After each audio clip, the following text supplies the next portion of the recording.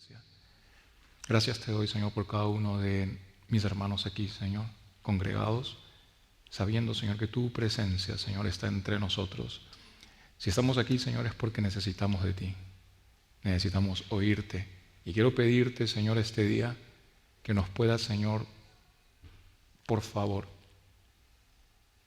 dar, Señor, una mente clara para poder, Señor, estar realmente enfocados en lo que tengas que decirnos y ser, Señor, obedientes, Señor, y estar listos, Señor, a hacer cada una de las cosas que nos digas, Señor, que tengamos que hacer y no hacer cada una de las cosas que nos digas que no tengamos, Señor, o no tenemos que hacer.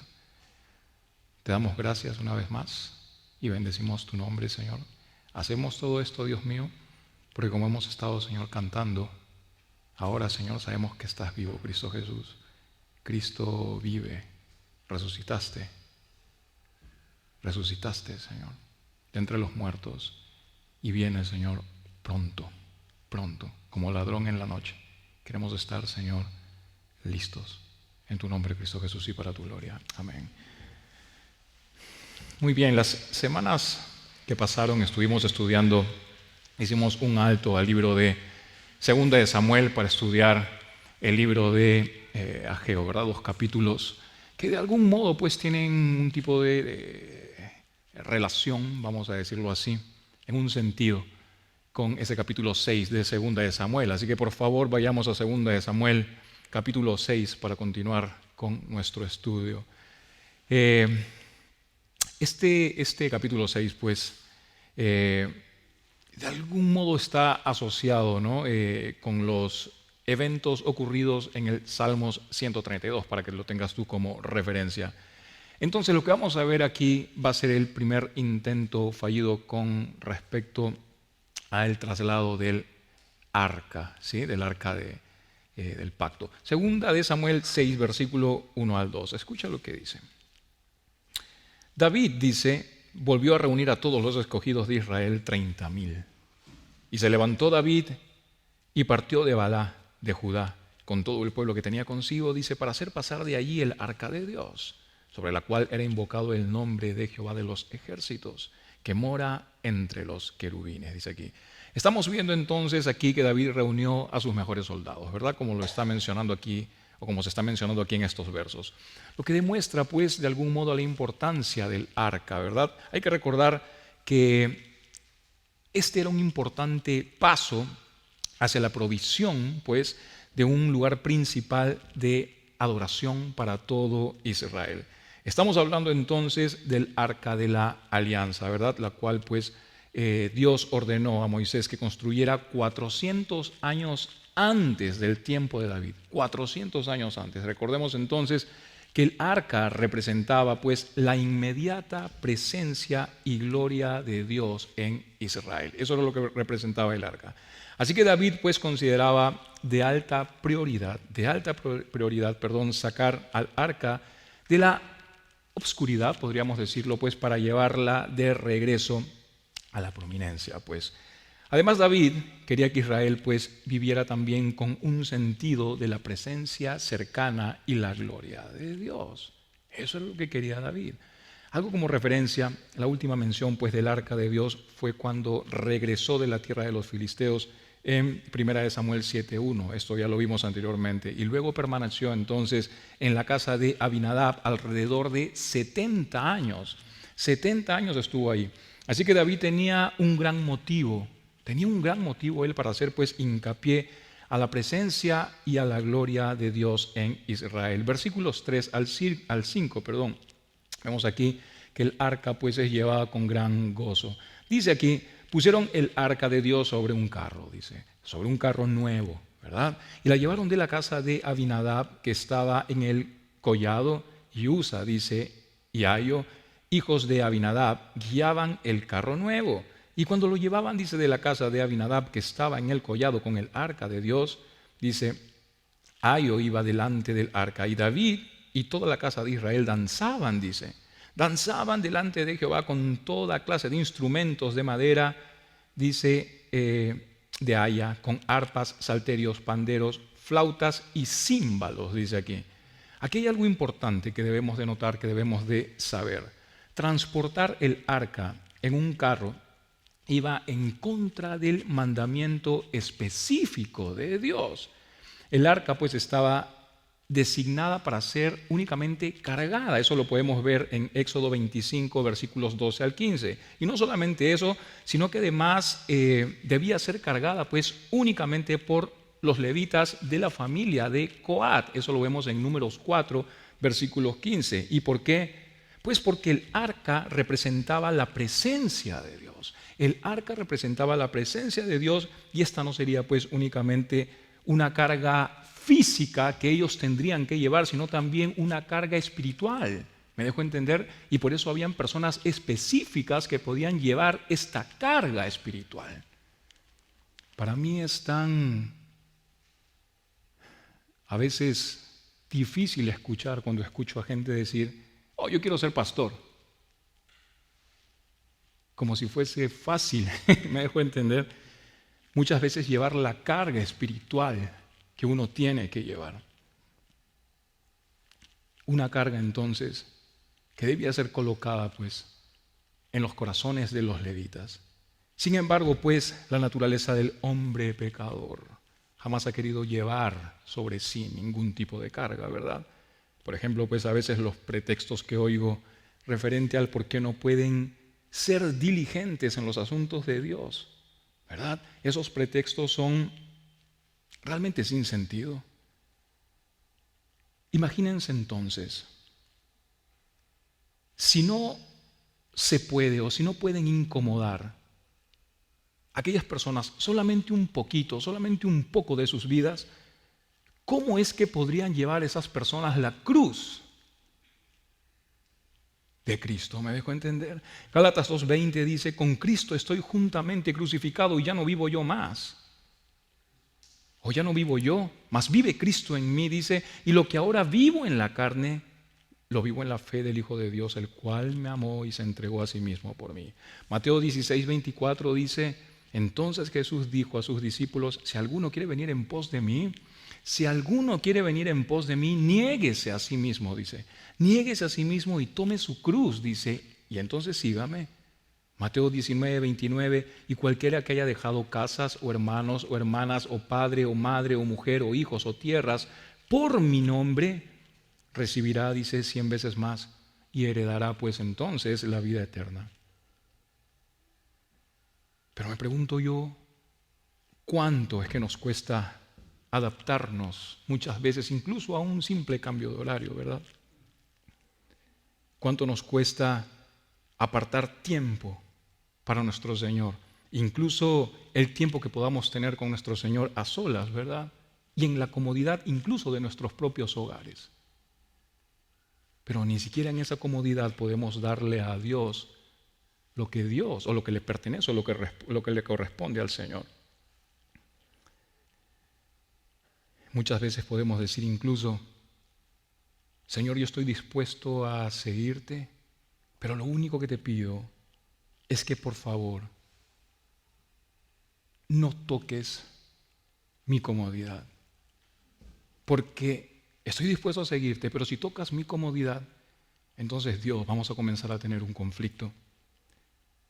Regresando al tema, ellos entonces prefirieron poner el arca en un carro para aligerar la carga, pues. Para aligerar la carga. Decidieron aligerar ellos el peso. Y me pregunto yo una vez más, ¿cuántas veces hemos actuado de la misma manera nosotros también? Tomando de pronto decisiones en nuestro propio criterio. Decisiones en nuestro propio criterio con la intención de ayudar o de pronto acelerar las decisiones de Dios. O quizá incluso, como lo estamos viendo aquí, aligerar un poco el peso también, que de pronto una decisión, una situación, puede pues conllevar.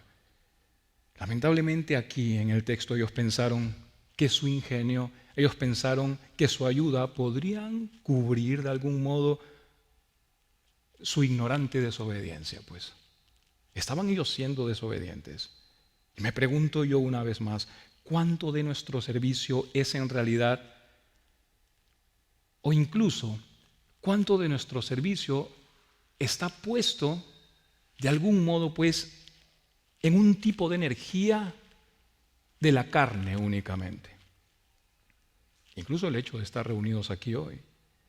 Es tan fácil, pues, disponer nuestras manos, ¿verdad? Pero tan difícil disponer nuestros corazones. Eso son dos cosas totalmente distintas. Así que hay que recordar, no son cosas nuevas las que necesitamos. No son cosas nuevas las que nosotros necesitamos, aquellas cosas que con tanto afán, pues, siempre andamos buscando. Lo que necesitamos, ¿qué es? Lo que necesitamos, pues, es un fuego nuevo. Eso es lo que necesitamos, un fuego nuevo que despierte de una vez por todas nuestra vida, que despierte de una vez por todas nuestros corazones. Eso es lo que necesitamos. Volviendo al tema, recordemos entonces que los filisteos transportaron el arca en un carro, ¿verdad? En 1 Samuel 6, versículos 10 al 11 lo podemos ver. Y a ellos les resultó bien, a los filisteos les resultó bien transportar el arca en un carro. Con ellos no pasó nada, ¿verdad? ¿Pero por qué? ¿Por qué eran los filisteos, pues? Algo que tú tienes que saber es que Dios espera más de nosotros que tenemos conocimiento de Él. Dios espera mucho más de su pueblo. Dios espera más de nosotros. Israel debía tomar el ejemplo de la palabra de Dios y no el ejemplo de las innovaciones de los filisteos. Porque es tan fácil caer en eso, ¿verdad? Caer en ese mundo de la innovación, ¿verdad? Y comenzar a desechar la palabra y el mandamiento de Dios o dejarlo de un lado. Dicen también estos versos que David y toda la casa de Israel danzaban, dice. Danzaban delante de Jehová. Así que podemos decir que la atmósfera era bastante alegre, pues. Era una atmósfera alegre, era una atmósfera emocionante, era una atmósfera bastante atractiva, pues. Sin embargo, nada de esto agradaba a Dios. Nada de esta atmósfera agradaba a Dios, porque todo lo hecho, todo lo que se estuvo haciendo fue hecho en desobediencia. Fue hecho en desobediencia a su palabra. Así que aquí hay una exhortación. Esto, creo yo, debería ser un llamado de atención para nosotros, ya que a menudo pues nos vemos tentados a de pronto juzgar una experiencia de adoración por cómo nos hace sentir.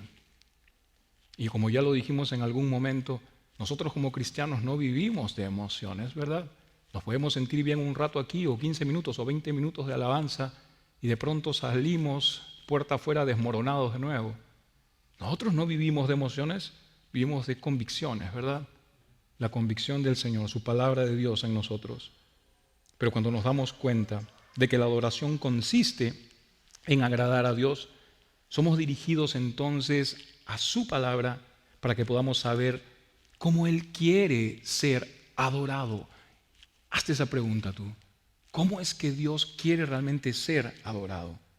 Yo sé que esto es difícil de comprender de pronto en nuestra cultura, ¿no? Una cultura de pronto orientada al consumidor. Pero necesitamos entender que la adoración no se trata de lo que nos pueda agradar a nosotros, sino más bien de aquello que le pueda agradar a nuestro Señor.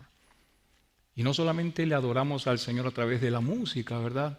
Le adoramos a Dios a través de nuestros actos, a través de nuestros hechos. ¿Cómo es que nos estamos comportando afuera? ¿Nos dejamos influenciar por el mundo o nosotros somos influencia para el mundo? Somos luz, somos sal. Versículos 6 al 7 dice, cuando llegaron a la era de Nacón, Usa extendió su mano al arca de Dios y la sostuvo porque los bueyes, dice, tropezaban, y el furor de Jehová se encendió, dice, contra Usa, y lo hirió allí Dios por aquella temeridad. Y cayó allí, dice, muerto, junto al arca de Dios. Dice aquí que Usa extendió su mano al arca de Dios.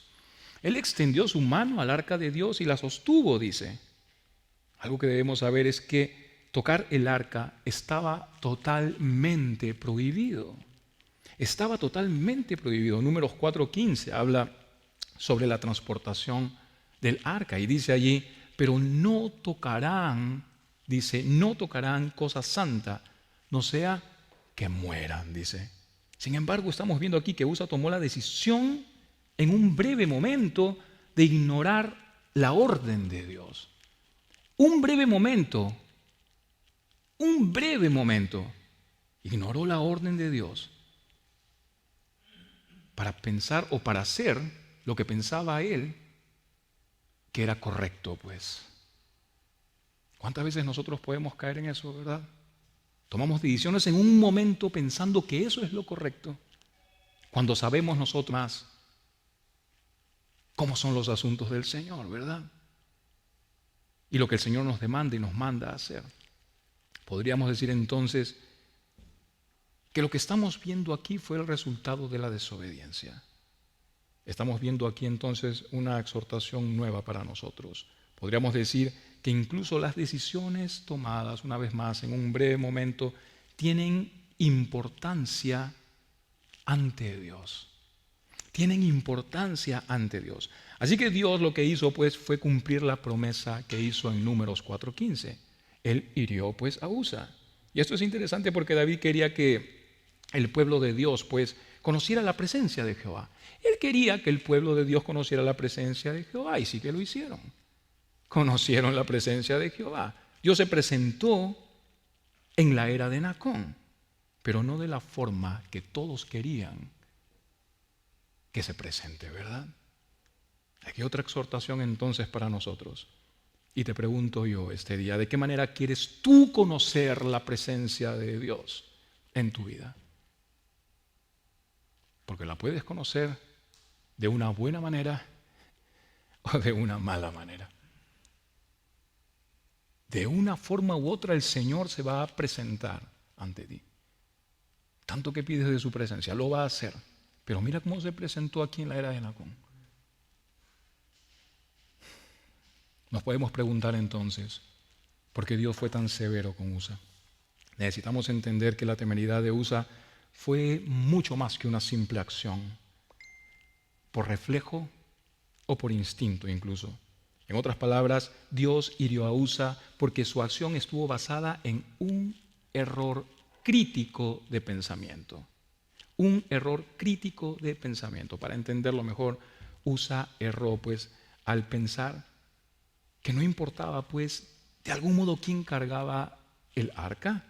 Usa erró al pensar que no importaba cómo fuera cargada incluso el arca. Incluso erró al pensar que sabía todo acerca del arca, solo porque estuvo en algún momento el arca pues en la casa de su padre por mucho tiempo. Además, erró también al pensar que Dios no podía cuidar el arca por sí mismo. Muchos errores cometidos aquí, ¿verdad? Y por último, erró al pensar que el suelo de la era de Nacón era menos santo que su propia mano también. Entonces cometió error tras error, error tras error. Quizá te sientes tú así este día, que has estado cometiendo error tras error, error tras error. Y ya no sabes qué hacer.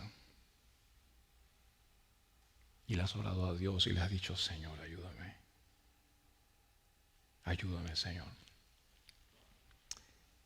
Él no vio ninguna diferencia entonces entre el arca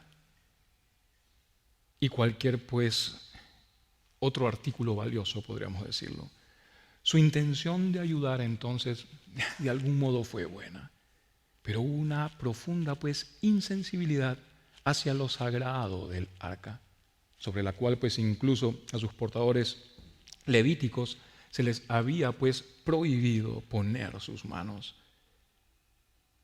Y si nos ponemos a pensar, lo mismo sucede hoy en día con la iglesia. Lo mismo está sucediendo hoy en día con la iglesia. La gente ha perdido toda sensibilidad de lo importante que es la iglesia. Muchos piensan pues que es de pronto otro centro de reunión en el que puedan venir cuando uno tenga ganas simplemente. Se ha perdido el respeto, se ha perdido el sentido de adoración. Incluso muchos andan por allí buscando la iglesia que mejor se les acomode, ¿verdad? La iglesia que mejor se acomode a su estilo de vida, cuando en realidad es todo lo demás, aquello que se tiene que acomodar a mi estilo de vida como cristiano. ¿Me dejo entender? Pero hacemos siempre las cosas al revés.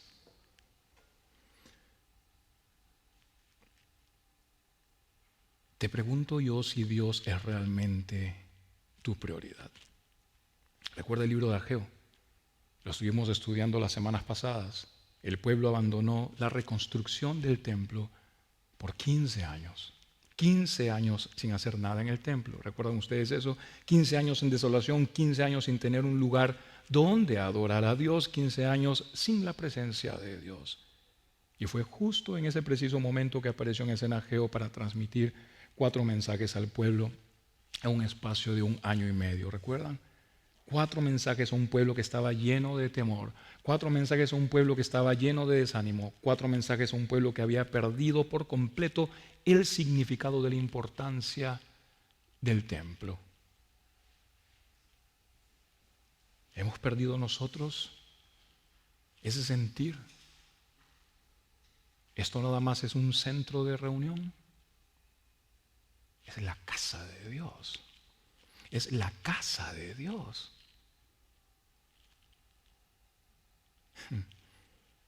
Versículos 8 y 9. Y se entristeció David por haber herido, dice Jehová, a Usa, y fue llamado a aquel lugar Pérez Usa, hasta hoy. Y temiendo David a Jehová aquel día dijo, ¿cómo ha de venir a mí el arca de Jehová? La tristeza de David estaba basada en la confusión. Eso es lo que estamos viendo aquí. Él no podía entender por qué sus buenas intenciones no fueron suficientes. Señor, pero yo tenía buenas intenciones de hacer esto, era para ti. Quizá las palabras que muchas veces nosotros mismos nos hemos repetido, ¿verdad? Señor, ¿cómo es posible que pasó esto si lo hice con buenas intenciones? Lo hemos dicho muchas veces, las buenas intenciones han llevado a muchos a la derrota, ¿verdad? Necesitamos entender entonces que Dios se interesa pues tanto por nuestras intenciones como por nuestras acciones también. David sabía entonces que era importante traer el arca de Jehová al centro de la vida de Israel. Incluso quería que todo Israel se emocionara ante la presencia y la gloria de Dios. Él lo quería hacer, tenía buenas intenciones. Sin embargo, debido a lo que sucedió con Usa, David sintió que no podía hacer lo que Dios quería que hiciera. Estaba confundido. Él estaba confundido. Mira lo que dice el verso 10 en adelante, 10 al 12. Aquí vemos el segundo intento. De modo que David no quiso traer para sí el arca de Jehová a la ciudad de David y la hizo llevar a la casa de Obed-Edom, Geteo. Y estuvo el arca de Jehová en casa de Obed-Edom, Geteo, 3 meses. Y cuando eso sucedió, dice, y bendijo Jehová a Obed-Edom y a toda su casa. Fue dado aviso al rey David diciendo, Jehová ha bendecido la casa de Obed-Edom y todo lo que tiene a causa del arca de Dios, dice aquí. Podríamos decir entonces que David hizo esto, cumpliendo con la palabra de Dios. Y que Obed-Edom era un levita de la familia de Coat. Eso lo vemos en 1 de Crónicas 26, versículo 4, para ser más exactos. Podríamos decir entonces que David comenzó a hacer las cosas de acuerdo a lo que Dios disponía. ¿Me dejo entender? Dejando de hacer las cosas en su propio criterio. Él comenzó a hacer las cosas correctamente. La casa de Obed-Edom era la familia dentro de la tribu de Leví que Dios ordenó que transportara y cuidara del arca. Eso lo puedes ver en Números 4, versículo 15. Así que cuando la palabra de Dios fue obedecida y su santidad fue respetada, simplemente lo único que seguía a eso era bendición tras bendición, bendición tras bendición, bendición tras bendición.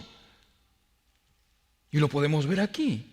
Dios quería que el arca fuera bendición para Israel entonces, y no maldición. Así que podríamos decir que la maldición no vino del corazón de Dios, sino únicamente a raíz de la desobediencia de ellos, a raíz de la desobediencia del hombre. Versículos 12 al 15. Entonces David fue y llevó con alegría el arca de Dios de casa de Obed-Edom a la ciudad de David. Y cuando los que llevaban el arca de Dios habían andado 6 pasos, Él, dice, sacrificó un buey y un carnero engordado. Y David, dice, danzaba con toda su fuerza delante de Jehová. Y estaba David vestido, dice, con un efod de lino. Así David y toda la casa de Israel conducían el arca de Jehová con júbilo y sonido de trompeta. Podemos ver aquí entonces que David se alegró de saber pues que la presencia y la gloria de Dios podrían traer, ¿no?, bendición en vez de maldición, ¿verdad? También se alegró de ver que cuando obedecían a Dios, ellos pues eran bendecidos también. Incluso David explicó a los sacerdotes por qué Dios los hirió en su primer intento de llevar el arca a Jerusalén. Eso lo vemos en 1 de Crónicas 15:13, en donde dice, pues por no haberlo, dice, hecho así vosotros, la primera vez, dice, Jehová nuestro Dios nos quebrantó, dice, por cuanto no le buscamos según su ordenanza. Versículos 16 al 19. Cuando el arca de Jehová llegó a la ciudad de David, aconteció que Mical, hija de Saúl, miró desde una ventana y vio al rey David que saltaba y danzaba delante de Jehová, dice, y le menospreció en su corazón. Metieron pues el arca de Jehová y la pusieron, dice, en su lugar en medio de una tienda que David le había levantado, y sacrificó David holocaustos y ofrendas de paz delante de Jehová. Y cuando David había acabado de ofrecer los holocaustos y ofrendas de paz, bendijo al pueblo en el nombre de Jehová de los ejércitos y repartió a todo el pueblo y toda la multitud de Israel, así a hombres como a mujeres, a cada uno pan y un pedazo de carne y una torta de pasas, y se fue todo el pueblo, cada uno a su casa. Estamos viendo aquí entonces que la esposa de David, Mical, no apreció de algún modo pues la exuberante adoración de David, ¿verdad? Lo que estamos viendo aquí. Ella pensaba que no era digno de un rey de Israel el expresar sus emociones delante de Dios. Es lo que estamos viendo. Ahora, no confundamos esta actitud de felicidad, la actitud de felicidad que tenía David, con una compleja costumbre o estilo de adoración. No confundamos eso. Spurgeon dijo esto: sin duda hay personas particularmente buenas y refinadas que censurarán a los escogidos de Dios si se entregan completamente a su adoración, y los llamarán pues excéntricos, anticuados, obstinados, absurdos y no sé qué más. Desde la ventana de su superioridad nos menosprecian, dijo Spurgeon. Qué hermoso es cuando en completo orden, sin intenciones pues de querer ser uno mismo el foco de atención, en la congregación adoramos a Dios, levantando manos, aplaudiendo, cantando a toda voz, ¿verdad? Con el único fin y propósito de glorificarlo a Él. Después de muchos años, después de que el arca fue perdida en batalla, el arca regresaba al tabernáculo y fue colocada en el lugar santísimo, el emblema de la presencia y la gloria de Dios, colocada en el lugar correcto en Israel. Así que había mucho por qué celebrar, mucho por qué celebrar. Y es por eso pues que David sacrificó holocaustos, como lo estamos leyendo aquí, sacrificó o hizo ofrendas de paz también delante de Jehová. Holocaustos que hablaban pues de la consagración y ofrendas de paz que hablaban pues de la comunión. Este era un gran día entonces, era un gran día de consagración y comunión con Dios. Consagración y comunión con Dios es lo que necesitamos todos nosotros como siervos suyos. Versículo 20, volvió luego David para bendecir su casa, y saliendo Mical a recibir a David dijo: cuán honrado ha quedado hoy el rey de Israel. Sarcásticamente, ¿verdad? Descubriéndose hoy delante de las criadas de sus siervos, como se descubre sin decoro un cualquiera, le dijo. Estamos viendo aquí que con un amargo pues sarcasmo, la crítica de Mical, creo yo, pudo haber arruinado todo este día para David. ¿Tú no te has sentido así alguna vez? Que de pronto estás glorificando a Dios y gozoso en Él, y de pronto pasa algo que quiere destruirte todo ese gozo, algo que quiere interrumpir ese gozo y esa paz. Quizá un inesperado pues ataque después de un notable día, ¿verdad? Un notable día de victoria. Y todo esto porque David actuó como si fuera cualquier otro adorador en Israel. ¿Me dejo entender? Por ser un simple más. Versículos 21 al 23. Entonces David respondió a Mical: fue delante de Jehová quien me eligió en preferencia a tu padre y a toda tu casa, para construirme por príncipe, o constituirme, perdón, por príncipe sobre el pueblo de Jehová, sobre Israel. Por tanto, danzaré delante de Jehová, y aún me haré más vil que esta vez, y seré bajo a tus ojos, pero seré honrado delante de las criadas de quienes has hablado. Y Mical, hija de Saúl, nunca tuvo hijos hasta el día de su muerte, dice aquí. Interesante, ¿no? Que saquen a flote lo que ocurrió aquí con Mical. Estamos viendo aquí que David no dejó pues que la sarcástica crítica de Mical le arruinara pues el día y el gozo que él tenía en su vida. Simplemente le explicó la verdad, ¿no? Lo hice por Dios y no por ti. Lo hice por Dios. Lo que David hizo entonces fue de algún modo humilde para él.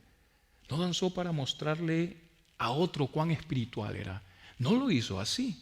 Él pensaba que cualquiera que fuera la opinión de Mical tenía, o la opinión que Mical tenía sobre David, sobre él, no podía pues ser más humilde que su propia visión o la visión que él tenía de sí mismo. ¿Me dejo entender? Algo que dijo Spurgeon también en algún momento fue: hermano, si cualquier hombre piensa mal de usted, no se enoje con él, porque entonces usted será peor de lo que él piensa que usted es. Interesante, ¿no?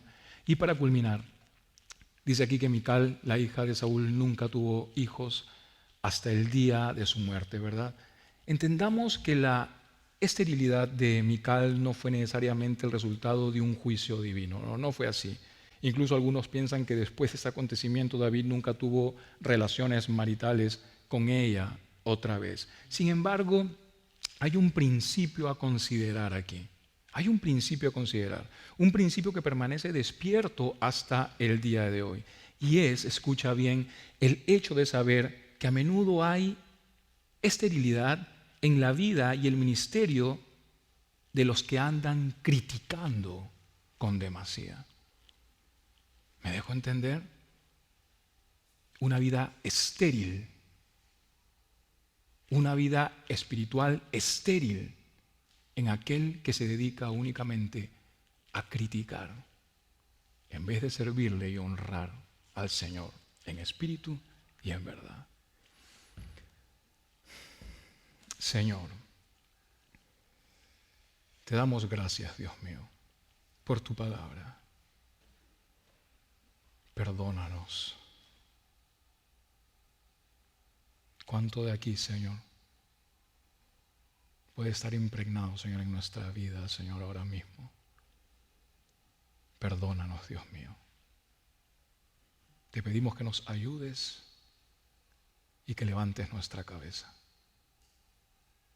Si nos ha dado palabra, si nos ha exhortado, lo recibimos, Señor, con todo amor, porque sabemos que eres un Dios justo y lleno de amor también. Y si nos ha dado palabra de exhortación este día, es porque necesitábamos escucharla. Y la recibimos, Señor, como recibe las palabras, Señor, un hijo de un padre. De la misma manera, Señor, la recibimos. Gracias por ser nuestro Padre. Gracias por ser nuestro Dios. Te amamos y honramos tu nombre. Queremos, Señor, seguir bendiciéndote, Señor. Queremos hacer las cosas bien para recibir, Señor, principalmente la única bendición, Señor, que nos importa, Señor, recibir, que es tu presencia, Señor, en nosotros. En tu nombre, Cristo Jesús, y para tu gloria. Amén.